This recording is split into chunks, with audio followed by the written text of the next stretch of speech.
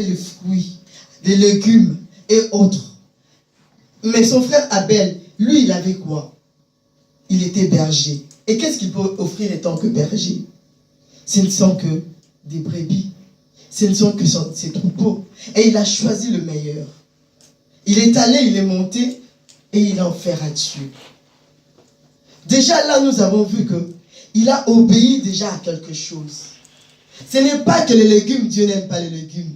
Mais notre Dieu, c'est un carnivore, il mange bien. Alléluia. Amen. Devant, la Bible nous dit encore une chose, que Dieu nous a créés comme lui, comme des petits dieux.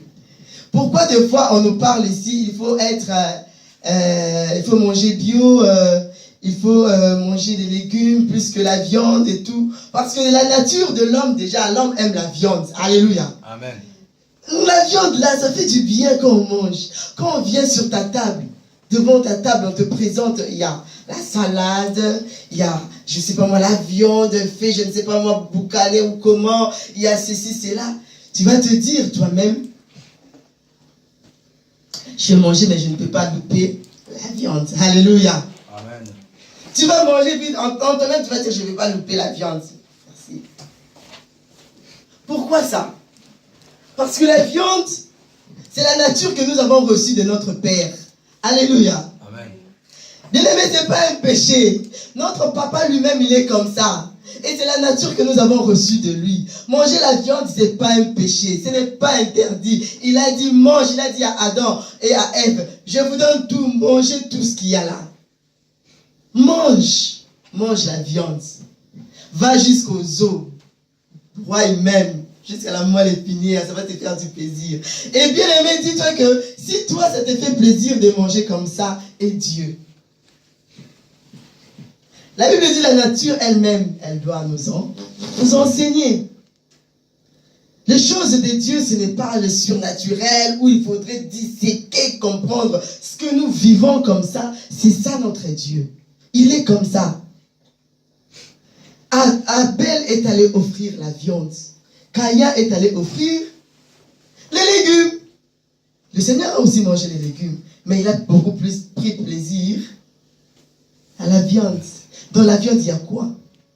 Dans la viande, il y a le sang. Alléluia. Amen. Alléluia. Amen. Dans la viande, il y a quoi? Il y a le sang.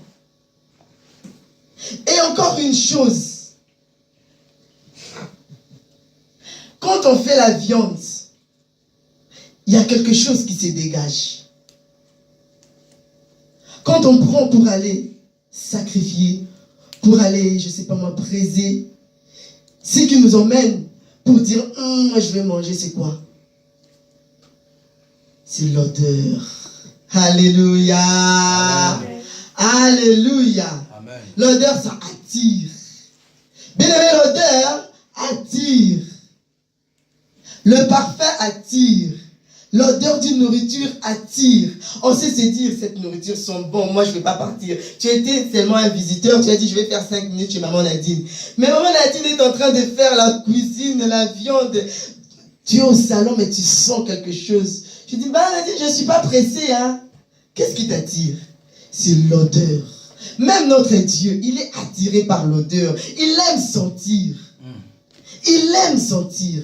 Qu'est-ce que tu vas offrir à Dieu? Qui va faire qu'il puisse sentir? Qui va faire qu'il puisse devenir comme le frère Esdras avait dit, Bilobéla? Comme il était devenu, il avait prononcé des paroles sur Abraham. Les anges se promenaient, ils sont passés chez Abraham. Et Abraham a dit aux anges, ne partez pas, attendez que je vous fasse en manger. Il a dit à sa femme, Sarah, fais ça, fais des galettes. Il a dit à ses serviteurs, donnez le meilleur de viande qu'il y a. On va les préparer pour mes invités. Ah bon?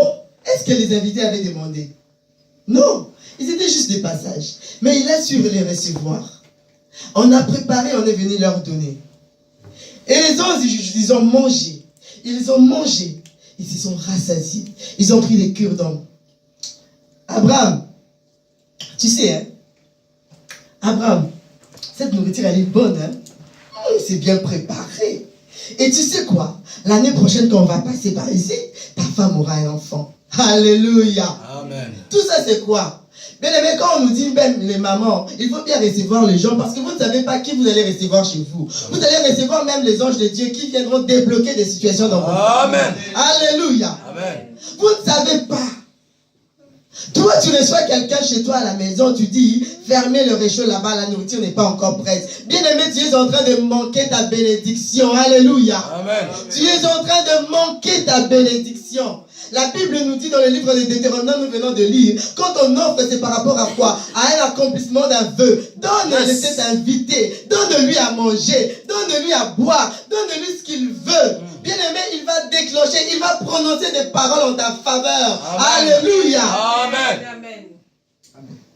Il va le déclarer. Mais pourquoi nous ne voulons pas recevoir? Après nous allons dire, moi je ne reçois jamais, mais toi-même tu ne donnes pas. Tu ne donnes pas.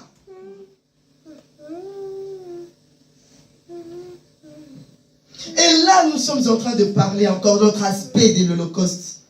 L'autre aspect de l'Holocauste, nous avons dit que c'est le feu. C'est le feu qui permet à ce que l'odeur puisse sortir. Tu peux bien prendre la viande. Tu peux bien égorger ta viande. Mais s'il n'y a pas de feu qui vienne consumer la viande, il n'y aura pas d'odeur qui montera vers le Seigneur. Alléluia. Amen. Et on n'aura pas. Notre Seigneur aime sentir.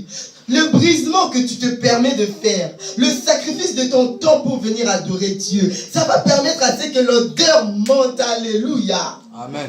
C'est Dieu-là, il est assis sur son trône.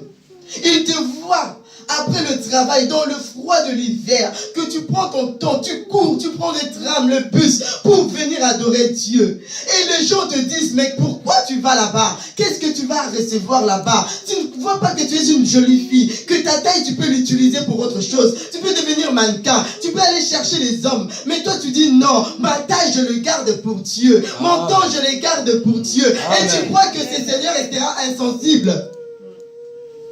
Tu es en train de faire monter la fumée.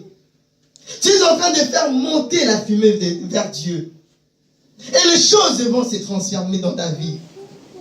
Bien aimé, nous allons lire encore par rapport à l'offrande, à l'Holocauste. Nous allons voir encore l'autre aspect de l'Holocauste. Et cette histoire, j'aimerais que vraiment nous puissions entrer dedans ensemble. Dans le livre de Jean au chapitre 12, le verset 3. Sœur Olive, si tu peux nous lire ça rapidement. Jean 12, 3.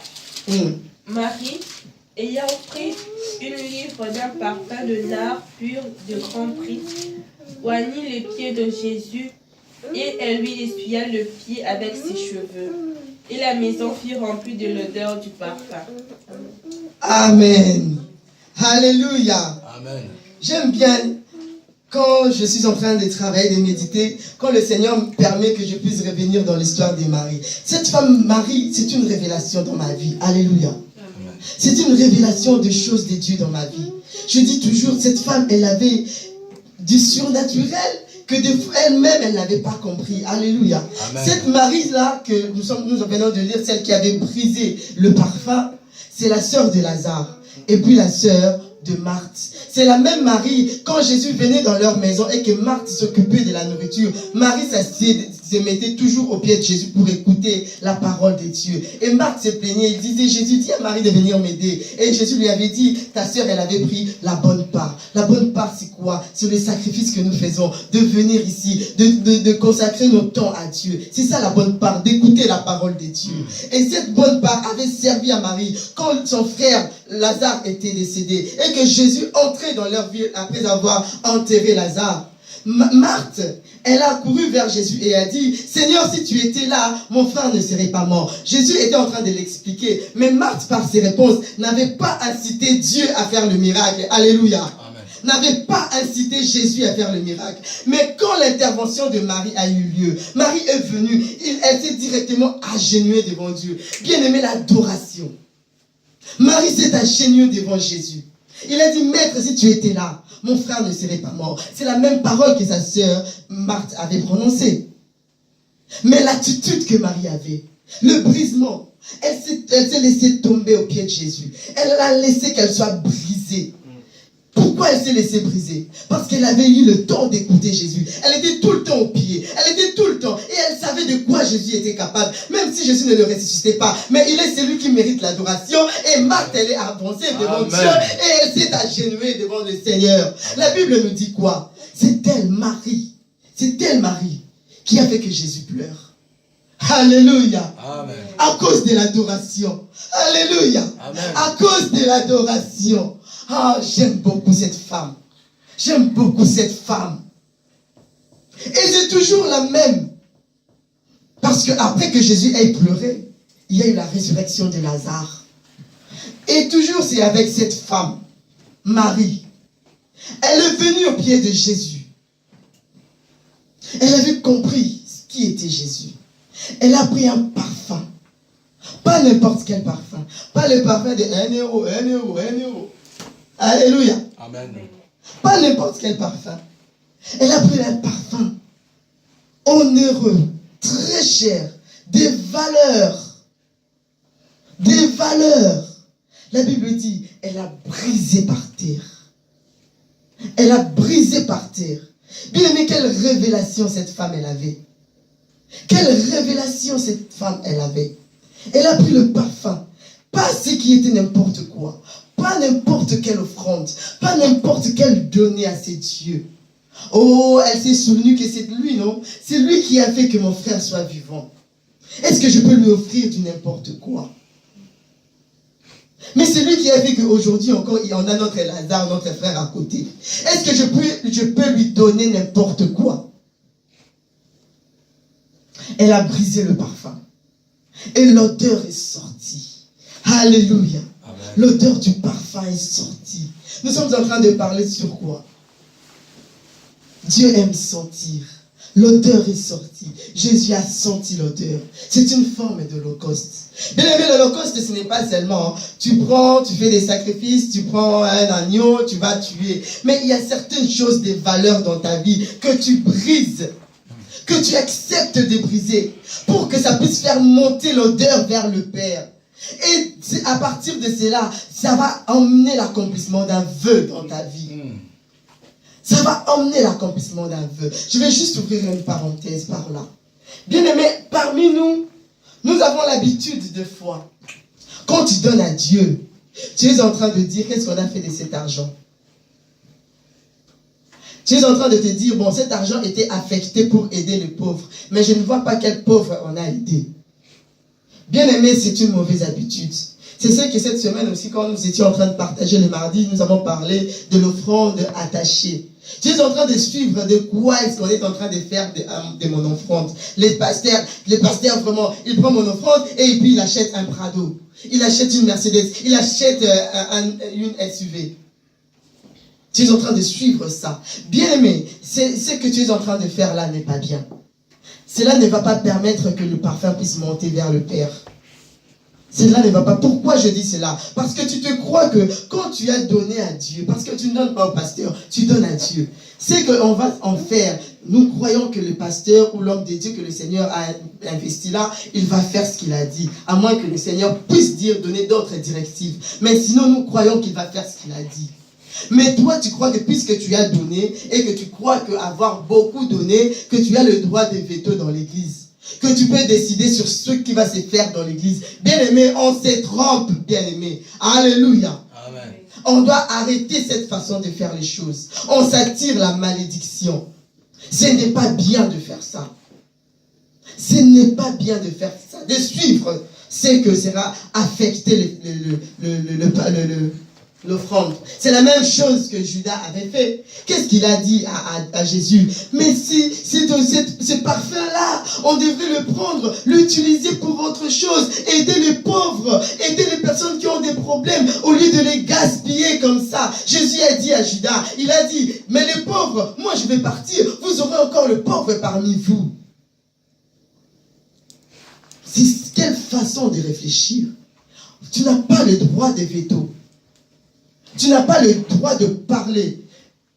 l'homme de Dieu, le serviteur de Dieu, le frère Esdras, il avait dit quoi? Ce n'est pas la quantité qui compte, mais c'est la qualité de ce que tu donnes qui fait que devant Dieu, que tu as donné beaucoup ou que tu as donné peu.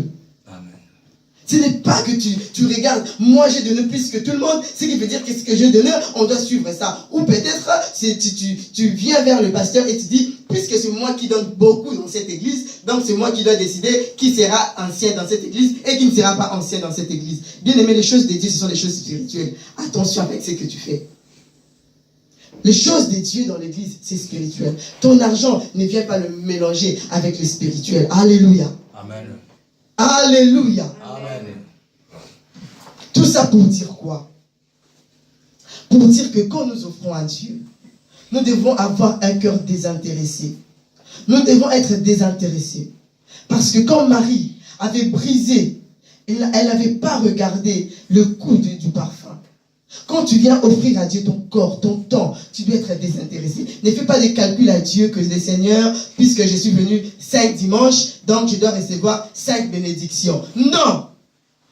Tu n'as pas le droit de veto de ce que Dieu va faire dans ta vie par rapport à tes sacrifices, bien-aimés. Tu n'as pas ce droit-là. Fais seulement l'essentiel pour toi et que cela puisse monter comme un parfum de bonne odeur. Alléluia. Amen. Alléluia. Amen. Vraiment que le Seigneur soit béni.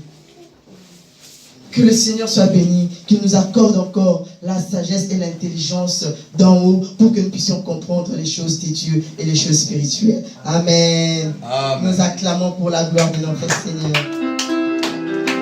Alléluia.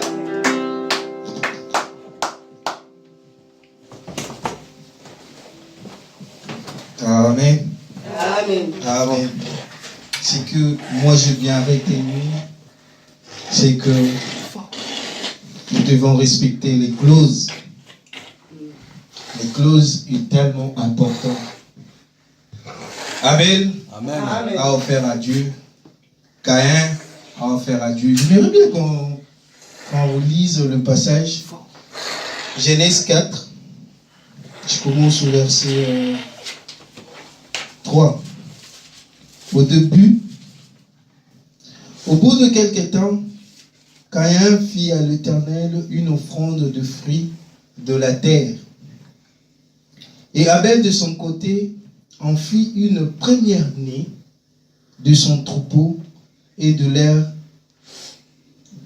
graisse. L'Éternel porta un regard favorable sur Abel et sur son offrande, mais il ne porta pas un regard favorable sur Caïn et sur son offrande. Le problème, comme on l'a dit, c'est le clause. Offrir à Dieu, c'est bien. Mais il faut savoir respecter les clauses aussi. Si on regarde bien, chez Abel, chez Caïn, on dit juste qu'il a offert les fruits de la terre. Mais chez Abel, on dit qu'il a offert le premier nœud de ses troupeaux. De son troupeau plutôt. Non simplement avec ça, mais avec de l'air graisse. Il a respecté le clause. Offrir à l'Éternel est très important pour l'avancement de l'œuvre de Dieu, important pour attirer la bénédiction, important pour beaucoup de choses. On a dit ça, mais il faut savoir respecter les clauses aussi, savoir ce que tu donnes à l'Éternel. Amen. Il y a des moments où Dieu n'attend pas que tu lui donnes de ton argent. Il y a le moment où Dieu attend un sacrifice de ton temps. Il veut t'avoir dans sa présence. Amen. Il t'attend dans la prière, dans l'adoration. Il t'attend dans l'évangélisation. Il t'attend dans autre chose. Comme on nous l'a dit, offrir à Dieu, ce n'est pas que de l'argent. Il y a une diversité d'offrandes qu'on peut offrir à Dieu. De la même façon, l'histoire de Marthe et de Marie, même parole qu'ils ont dit à Jésus. Marthe a dit, Seigneur, si tu étais, mon frère n'allait pas mourir. Jésus lui dit, ton frère n'est pas mort, il va ressusciter. Écoutez les paroles de Marthe. Marthe, il dit, oui, je sais. Mais il ressuscitera quand on ressuscitera tout le monde. Jésus lui dit, je suis le chemin, la vérité et la vie. Amen. Je suis la résurrection. Amen. Mais comme Marthe, qu'est-ce que Marthe a fait? Il est tombé. Comme on nous a dit, c'est de l'adoration. Le respect des clauses. Amen. Le respect des clauses. Il faut avoir, comme on dit, l'œil de l'aigle. L'aigle, il voit loin.